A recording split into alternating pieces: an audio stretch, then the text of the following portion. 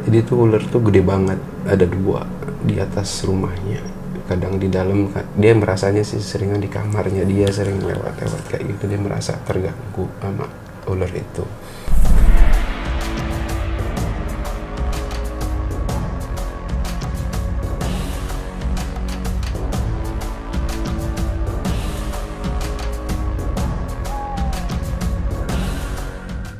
Gue datengin ke rumah dia, dan akhirnya gue bertarung juga tuh bang sama si ular itu, sama si maung ini.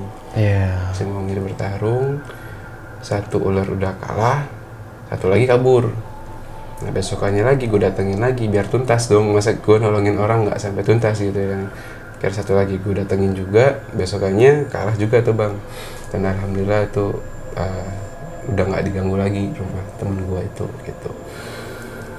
Itu yang perjalanan gue di situ. Terus nah ini makhluk-makhluk ini yang di gue makin lama ketika gue menjalani ilmu-ilmu kayak gitu, kok gue merasa kayak bisa gitu bang. Dan itu yang perlu dihati-hati ya. Hati-hati buat teman-teman yang belajar ilmu pengetahuan di situ. Hati-hati ketika Allah berikan sebuah karunia, itu harus hati-hati untuk menahan diri dari hawa nafsu bang. Kalau kita belajar kayak gitu harus benar-benar ada pendamping yang nemenin bang, yang benar-benar paham ya. Iya, yang benar-benar paham. Karena kalau kita nggak ada gurunya itu ngeri bang gitu. Apalagi bersinggung dengan makhluk-makhluk jin kayak gitu itu ngeri banget gitu, malah jadi musibah buat kita. Iya benar. Betul. Jadi gini nih Bang Iwan, tanggal berapa sih bang kita ke Sumbing kemarin? 5 April. 4 April ya. 4 April gua kemarin naik juga nih bareng Bang Iwan ke Gunung Sumbing. Dan kemarin sempet cerita juga sama Mbak Irma ya. Nah, Bang Irwan ini sempet ya bilang tadi peka kan terhadap hal itu. Gue pengen nanya nih ke Bang Iwan tentang perihal kemarin saat turun ya kita. Itu banyak banget godaannya di situ ya, dan banyak juga teman-teman yang sama turun sih bang, naik sama turun yang peka ya, yang apalagi lu yang turunnya sih yang lebih ini banyak ya. Coba bang, ini versi lu ya, kemarin kan versi Irma nih, nah sekarang versi lu nih, karena perpeka banget. Nah itu gue sempat udah ditutup mata batin gue bang sama guru. Yang lu ceritain. Gue sempat ditutup. Entah kenapa pas kemarin di Sumbing tuh gue ngeliat lagi gitu ya. Gue ngeliat lagi gitu kan, kasih lihat lagi ya, makhluk-makhluk di sana gitu kan. Nah awal berangkat awalnya gue keseringan kalau lagi jalan kayak gitu, entah ke Curug atau ke pelatihan kayak gitu, emang seringan gue belakangan bang gitu kan. Nah di saat itu gue emang sempat belakangan sama Bang Badrul gitu kan. Sempat gue kepikiran, udah ada Bang Badrul di belakang, gue jalan duluan dah gitu kan. Akhirnya gue jalan duluan tuh bang, jalan duluan. Pas naik gue ngeliat pertama kali ngeliat itu pas ketemu sama Tetet. Sama si Tetet tuh, ketemu dia di jalan. Lalu bang, nah ini kenapa biasanya gue di belakang, gue jalan duluan. Nah tiba-tiba di jalan tuh kaki gue kram bang. Yang seharusnya gue harusnya di belakang, gak boleh duluan gitu kan. Karena ada bilangin gue juga, lu di belakang aja, jangan duluan gitu kan. Ada yang bisikin. Ada yang bisikin gue bang gitu kan. Kamu tuh di belakang, jangan duluan gitu kan. Udah ada Bang Badrul, pikiran gue gitu kan. Abang Badrul kan ketuanya gitu kan. Ada Bang Badrul, udah ada Bang Badrul ini gitu kan, jalan duluan gitu kan. Jangan duluan. Udah akhirnya gue jalan duluan. Cuman pas gue jalan, tiba-tiba kaki gue kram. Kaki lu kram. Kaki gue kram tuh bang, ditemenin sama Bang Hengki tuh gue ya kan. Tadinya berempat, gue akhirnya berdua doang sama Bang Hengki. Yang si Bang Daus sama Randy tuh jalan duluan. Gitu. Yang gue berdua sama Bang Hengki doang. Nah di tengah jalan gue ketemu sama Irma, Tetet, si Mario gitu kan, di tengah jalan di Curug kecil sebelum pos 3 tuh bang. Itu awal pertama kali gue ngeliat di situ. Tuh ada di samping si Tetet. Terus gue kaget tuh bang, salah gitu. Apa tuh? Sosok apa tuh yang samping si Tetet? Si Tetet tiba-tiba nongol kepalanya gitu kan. Kepalanya dia nongol di sampingnya Tetet, begini nengok ke gua. Apa tuh? Kuntilanak. Jadi di begini. Iya. Allah. Di sampingnya Tetet gitu nongol. Tetet. Terus. Gue kaget. Astagfirullahaladzim, gue bilang, lu ngapain lagi nongol di situ ya kan? emang sebelumnya gue udah waspada sama si Tetet karena dari pertama datang dia tuh di rest area dia bilang dapat kan. Iya, lagi datang. Gue udah langsung waspada karena berapa kali gue jalan kayak gitu bareng-bareng ke gunung atau kemana tuh kalau lagi dapat sering banget kejadian gitu. Iya. Sering banget kejadian. Dan Tetet waktu itu lagi datang bulan. Lagi datang bulan gitu. Sering banget kejadian kalau lagi naik gunung gitu kan. Nah akhirnya gue udah waspada dari saat gue tahu dia datang bulan. Terus di situ ditambah lagi si Irma datang bulan juga. Iya. Gue makin, dia kagak beres nih urusan ini ya kan. Datang bulan dua orang lagi ya kan. Udah tuh, dan nengok, ya gue malas banget ngeliatnya. Karena udah malas bang, emang udah malas gue, makanya ditutup sama guru gue itu karena gue udah malas ngeliat kayak gitu. Udah capek gitu ibaratnya gitu kan. Udah gitu ngikutin mulu lagi nih ya kan si kuntinya nih gitu. Lu ngapa ngikutin mulu sih, biarin dah lu ngikutin, yang penting jangan nyampe iseng aja dah pikiran gue gitu kan. Yang penting lu jangan nyampe iseng dah kan, biarin dah tuh dia ngikutin terus jalan sampai di tanjakan Debus tanjakan Debus nyampe situ doang tuh dia ngikutin jalan tuh aman dah tuh bang di atas. Sampai di di camp pos 3 juga aman, sampai ke atas gue nggak ada kejadian apa-apa, sampai puncak tuh nggak ada apa-apa. Pas ketika turun lagi bisikan itu datang bang. Gue mau jalan duluan gitu kan, karena gue nggak mau ketemu malam bang, pikiran gue nggak mau ketemu malam, makanya gue jalan duluan tuh bang ya kan.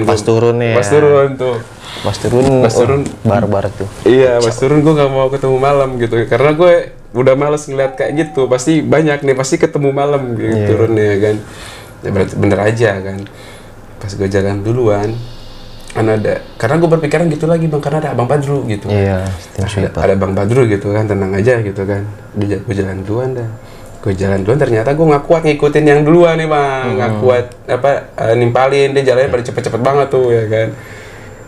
Akhirnya gue suruh jalan duluan tuh, yang lain pada. Dan ke tengah jalan si Bang Boy, si Ricky sama Maya kecil ketemu dia.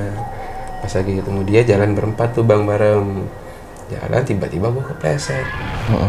Der aja dah jatuh sekali, wah agak beres nih ya kan. Jalan lagi jatuh lagi bang 2 kali. Ini kalau ketiga kali gue emang harus belakang nih gitu kan. Bener aja bang, gue ketiga kali mau nyemplung jurang gua. Iya. Mau nyemplung jurang tuh gua. Ya udahlah, ini bener gue suruh belakang lah ya kan. Udah akhirnya si Bang Boy, Bang Ricky sama Maya gue suruh jalan duluan karena udah dengar suara suara anak-anak di atas. Udah Bang Boy duluan dah, gue bilang gitu. Gue belakang, gue bilang gitu, gue tungguin anak-anak, gue bilang gitu kan. Teman-teman yang lain. Iya udah suaranya udah deket tuh bang, iya udah deket ya udah kan. Gue tungguin bang, kagak nyampe ya kan. Kagak nyampe nih ya. Sendirian gue ngerokok aja di jalur situ, di jalur yang pohon-pohon merah tuh bang. Oh sebelum pos 2 ya? Sebelum pos 2 kan ada pohon-pohon merah tuh, batang-batang merah. Gue situ tuh bang ya kan. Kayak ada yang merhatiin gue aja di situ sendirian. Aduh kagak beres lah gue ngerokok dah. Ngerokok sendirian.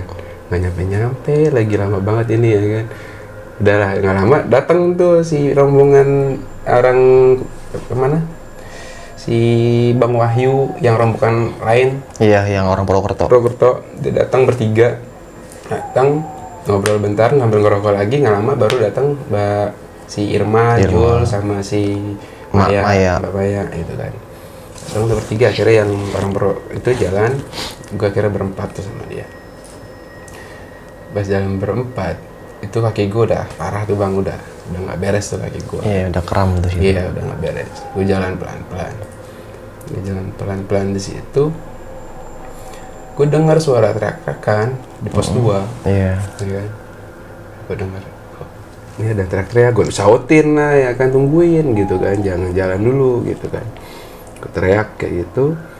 Pas sampai pos 2 kagak ada orang. Nggak ada orang sama sekali gitu kan. Sampai pos 2 gue ngeres di situ sama berempat itu. Nah di situ kan nggak lama Bang Badru tuh nyampe. Iya. Bang Badru katanya ngeliat sosok lain kan, gitu kan di situ. Di situ gue masih ngerasain doang karena belum masuk malam tuh Bang kan. Di situ gue masih ngerasain doang, gue nggak ngeliat Itu apa-apa. di kita di pos 2 jam 5 sore. Jam 5 sore. Dan keadaan kabut sedang tebal-tebalnya. Iya. Pokoknya mencekam banget itu di pos 2 ya Bang. Dan sampingnya sungai. Nah dari pos 2 itu baru tuh Bang tuh gue ngeliat yang macam-macam. Menjelang malam ya. Iya gue udah karena udah punya pikiran kayak gitu kan, ketemu malam gue pasti ini nih gitu kan.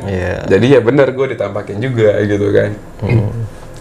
Jalan udah gitu si Ijul ngeluh tasnya berat mulu, ya emang bener kata yang dikata si Irma itu, emang ada yang gelendotin anak gitu kecil kan, yang kecil, iya, tasnya itu di atas. tasnya dia gitu kan.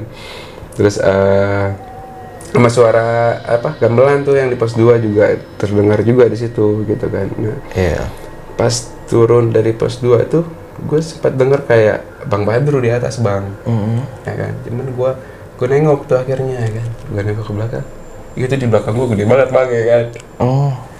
Sosok hitam gede banget, percis di belakang gue diri aja begini ya kan. Astagfirullahaladzim gue, ini apa-apaan nih ya kan, gede banget nih hitam ya kan. Gue kira Bang Badru, ternyata lu ngapain lagi lu di situ ya kan. Udahlah gue diemin aja lah. Itu yang gue lihat satu tuh sosok hitam gede banget di situ yang dibilang agak bongkok tuh, si Irma bilang tuh kayak gitu. Udah di atas. Cuman nih anak-anak lihat kan dari bawah naik ke atas kan, lalu gue udah di atasnya jadinya. Udah di atas gue baru lihat si sosok itu. Nah, sosok itu kayak ngikutin merhatiin aja sih Bang, dia nggak. Yang penting dalam hati gue tuh, yang penting lu jangan pada macem-macem ya dah gitu kan. Karena ya kalau udah macam-macam ya udah repot dah urusannya. Alhamdulillahnya kita nggak ada yang diteror macam-macam gitu ya, makhluk gitu. Jalan lagi sampai pos bayangan. Pos bayangan ya. Nah pos bayangan tuh emang udah, gue kayak agak gelisah di situ Bang sebenarnya. Di situ pos bayangan kita maghrib. Iya. Udah menjelang maghrib, azan, akhirnya kita istirahat sebentar gitu kan, nunggu azan maghrib. Terus yang sholat maghrib yang lanjut kan. Di pos bayangan itu ya sama yang si Irma lihat, ada pocong juga di situ ya kan. Mas pocongnya diam aja, lagi-lagi diam aja nggak macam-macam kan. Bang Badru juga ngeliat kan, dia cuman merhatiin doang lah gitu kan. Pocong itu nggak macam-macam. Ya di situ gue cuma ngeliat pocong doang. Terus si Irma mulai bengong tuh, jangan bengong. Ya Bang, enggak, jalan lagi aja, udah jalan. Si Bang Ijul masih tetap apa namanya, tasnya masih tetap berat. Dan dia masih sibuk keberatan tas. Berat, akhirnya tas Bang Ijul gue bawain, si dia gendong Irma. Gue bilang, lu bukan kapasitas lo gendong orang sebenarnya. Gitu dengan kan. Ijul badannya yang kurus, kecil, Irma yang gemuk, yang gede, takutnya jumpang. Cuma dia mau coba ya terserah gitu kan. Karena si Irma kan juga udah sakit kan gitu kan. Akhirnya cuman berapa langkah nggak kuat. Udah tuh. Pakai lagi tasnya di gua enteng dipakai, si bocah nengok apa gelendatin lagi Bang. Iya. Emang si bocah itu bandel ya, emang iseng lah berarti, emang dia ya yang cuma gangguin kayak gitu doang, nggak masalah lah gitu kan. Bocah itu gitu kan, anak kecil kayak gitu.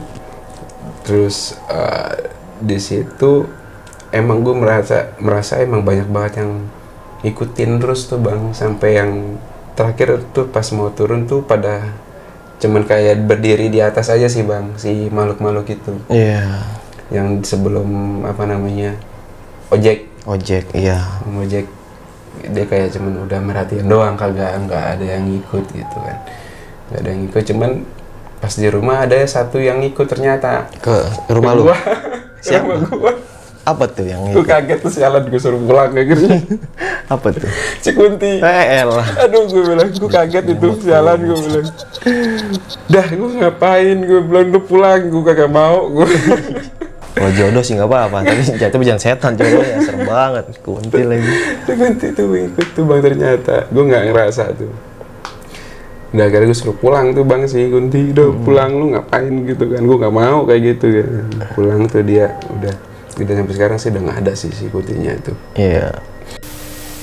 Bang Iwan, sekarang nih lu apa masih punya nih bang pendamping yang tadi nih, yang macan sama yang naga itu tuh ya? Apa lo di samping lu itu di badan lu ini dia masih ngikutin lah teman main lu itu? Mereka udah nggak ada gitu kan. Semenjak gue, alhamdulillahnya gue udah bertemu dengan seorang mursyid. Mursyid itu apa? Siapa tahu teman-teman ada yang nggak kurang tahu. Jadi mursyid itu seorang pembimbing. Kalau guru itu kita bisa berguru dengan siapa aja. Gitu kan. Kita bisa berguru dengan siapa aja. Kalau mursyid ini guru juga, tapi kita harus memiliki hanya satu orang mursyid. Nggak boleh lebih dari satu. Kalau mursyid itu. Kalau guru lo bisa belajar sama siapa aja, bebas gitu. Cuman kalau mursyid lo memang harus udah ngikutin beliau gitu, sebagai mursyid lo gitu. Yang lo yakini dia sebagai mursyid lo, seperti itu. Ketika gue belajar dengan beliau, karena ketika gue ketemu beliau itu karena gue berdoa, bang. Gue berdoa ketika gue bingung. Saking banyaknya guru yang gue ikuti, yang gue pelajari dengan berbagai ilmu macam-macam gitu ya kan. Itu gue bermohon sama Yang Maha Kuasa, ya Allah, mana guru yang kau ridhoi gitu. Mana guru yang kau ridhoi untuk hamba ikuti. Karena hamba bingung mana yang harus hamba ikuti dari sekian banyak guru yang gue belajar sama guru-guru itu. Alhamdulillah setelah sekian lama gue berdoa kayak begitu, gue ketemu ternyata nggak jauh. Awal mulanya gue bertemu dengan beliau itu di rumah. Di rumah ada pengajian, bang. Gitu, ada pengajian. Awalnya sih si makhluk-makhluk ini ketika gue ngaji itu masih dampingin terus, bang. Masih dampingin terus. Cuman dia nggak berani masuk ke dalam majelis. Si maung-maungnya hanya di depan pintu aja. Jadi gue pulang ngaji, dia ikut pulang, gitu kan. Ikut pulang tuh, gitu kan. Ngaji dia ikut pulang.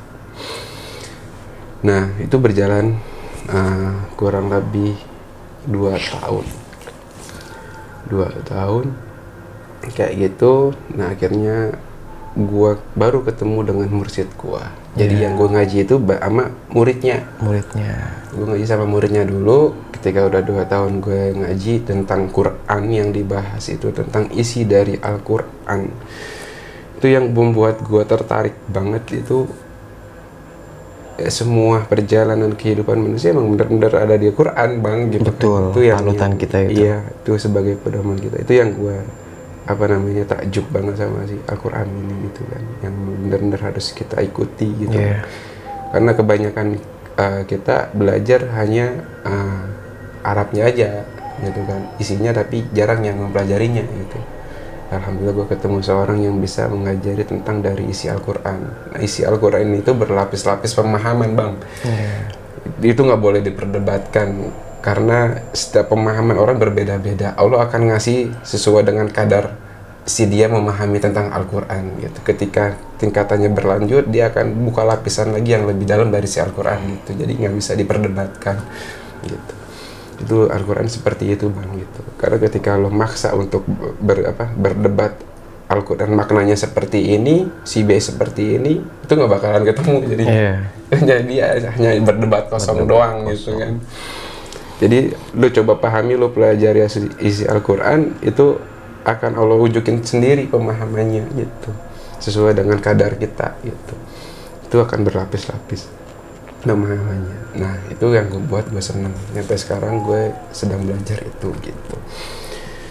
Nah, itu ketika 2 tahun gue belajar di situ, si makhluk-makhluk ini udah mulai menjauh. Mereka udah nggak lagi, entah mereka masih mantau, cuman gue nggak pernah mau untuk interaksi lagi sama mereka gitu kan. Mereka kan makhluk-makhluk Allah juga yang punya tugasnya. Kalau emang dia tuh ditugasin untuk dampingin gue, ya silakan aja secara mereka gitu. Kalau emang mereka masih ini, ya gue cuman nggak mau gitu kan. Gue nggak mau lo deket-deket gua gitu kan. Kalau emang suatu saat emang lo mau ditugasin sama Yang Maha Kuasa, ya silakan aja. Karena kan Yang Maha Kuasa makhluk-makhluknya tuh punya tugas fungsi masing-masing gitu kan ya. Kita diciptakan untuk apa, kita harus mencari tahu tuh, bang, di situ gitu. Jadi setiap manusia mempunyai misi hidup sebenarnya yang diberikan sama Yang Maha Kuasa. Betul. Nah itu harus cari tahu misi hidup itu. Harus punya pembimbing untuk mengetahui itu karena nggak mudah.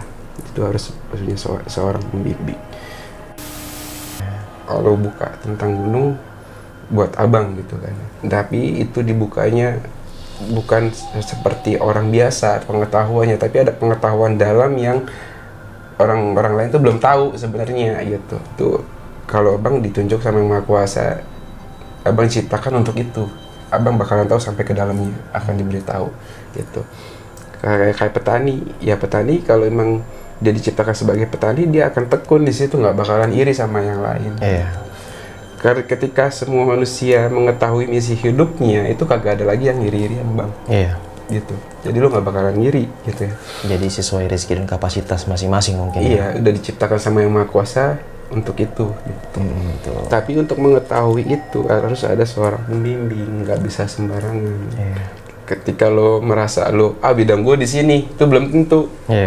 Merasa lo ahli di sini itu belum tentu gitu. Karena nggak bisa seperti itu. Harus ada seorang guru yang bisa membimbing ke situ gitu. Karena ada kadang gini bang ya mungkin ya. Kalau kita nggak dibimbing atau gimana, kita kadang kebablasan sih bang. Benar. Jadi nggak ada orang yang memperingatkan atau membatasi ya. Iya, karena guru-guru yang gue sebelumnya, gue sering konsultasi ketika gue dapat petunjuk apa gitu ya. Konsultasi sama guru, ketika gue nanya sama guru ini, ntar juga tahu sendiri. Itu yang buat pusing bang sebenarnya. Waktu itu gue ke Garut, ke Pantai Santolo.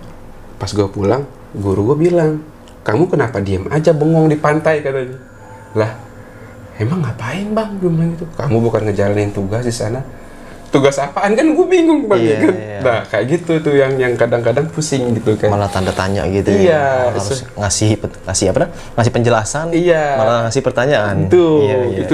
Itu guru-guru gue yang lama ya. Guru-guru yang lama tuh keseringan kebanyakan kayak gitu. Cuman hanya kasih pertanyaan yang gue nggak tahu gitu, harus ngapain gitu kan, gue harus ngelakuin apa gue nggak tahu, tiba-tiba kayak gitu ya kan gue bingung gitu kan, gue ngapain gitu kan, tugas gue ngapain gitu kan. Nah kalau yang sekarang alhamdulillah kan konsultasi dikasih tahu gini gitu, apa namanya kamu harus ngapain kayak gitu. Cuman ya itu di sini kita sedang belajar untuk memahami tentang diri gue bang. Gue ini diciptakan untuk apa, sebaik apa gue di sini di bumi ini Allah ciptakan buat gue, apa yang bisa gue berikan manfaat buat masyarakat kayak gitu. Hingga akhirnya itu udah nggak ada lagi tuh. Itu nggak ada lagi makhluk-makhluk itu. Terakhir itu si naga. Si naga terakhir, terus dia kurang lebih setelah gue ngaji 2,5 tahun dia baru hilang. Baru hilang si naga itu. Naganya gue serahin ke guru gue yang lama. Yang lama. Karena gue dapat petunjuk untuk serahkan batu itu ke orang yang mengetahuinya atau kamu buang. Jadi gue dapat petunjuk untuk itu gitu. Akhirnya gue mutusin buat kasih ke guru gue yang lama. Dan guru gue tahu bang, ketika gue silaturahim ke guru gue yang lama, dia langsung bilang ke gua, sekarang Iwan udah punya mursyid ya gitu. Iya. Jadi kemana lu berkelana ya akhirnya lu menemukan lah mursyid yang menurut lu pas nih. Kayak gitu. Oke. Buat teman-teman, untuk teman-teman yang sedang memperdalam ilmu agama gitu ya. Khususnya kalau buat berguru dengan wiridan khusus itu perlu hati-hati itu ya. Itu emang baik, itu bagus nggak teman cuman mengingatkan untuk hati-hati aja ketika datang sebuah karunia yang Allah berikan dari amalan tersebut, itu ada godaannya. Jadi setiap apa-apa yang Allah berikan ke kita pasti ada godaannya di situ. Ketika ilmu nambah terus berjalan mencari ilmu, menuntun ilmu, pasti ada godaannya. Nah di situ gue hanya mengingatkan untuk selalu hati-hati dan waspada atas godaan setan. Betul, karena setan ciptakan untuk menggoda manusia sampai nanti akhir kiamat. Oke, mungkin cukup sekian nih cerita pengalaman dari Bang Iwan ini. Kita ambil segi positifnya, kita buang-buang jauh segi negatifnya. Jadi pengalaman dan cerita orang itu selalu mempunyai inspirasi dan pelajaran tersendiri ya Bang Cuk ya. Jadi Bang Cuk lagi, Bang Iwan. Jadi thank you buat Bang Iwan nih udah mau berbagi cerita nih pengalamannya. Ini menurut gue sih ini pengalaman berharga banget sih dalam kehidupan lu mungkin ya Bang ya. Karena bukan sembarangan sob. Perjalanan ini benar-benar berkesan gitu sampai dia entah kemana mencari arah tujuan ya Bang bisa dibilang ya. Oke, buat teman-teman jangan lupa di subscribe dan diaktifkan loncengnya karena gue bakalan datengin lagi narasumber atau orang-orang yang mau berbagi cerita yang pasti seru-seru. Assalamualaikum warahmatullahi wabarakatuh. Thank you Bang Iwan ya. Sampai jumpa di gunung tertinggi Indonesia lagi ya. Salaman lagi. Dadah.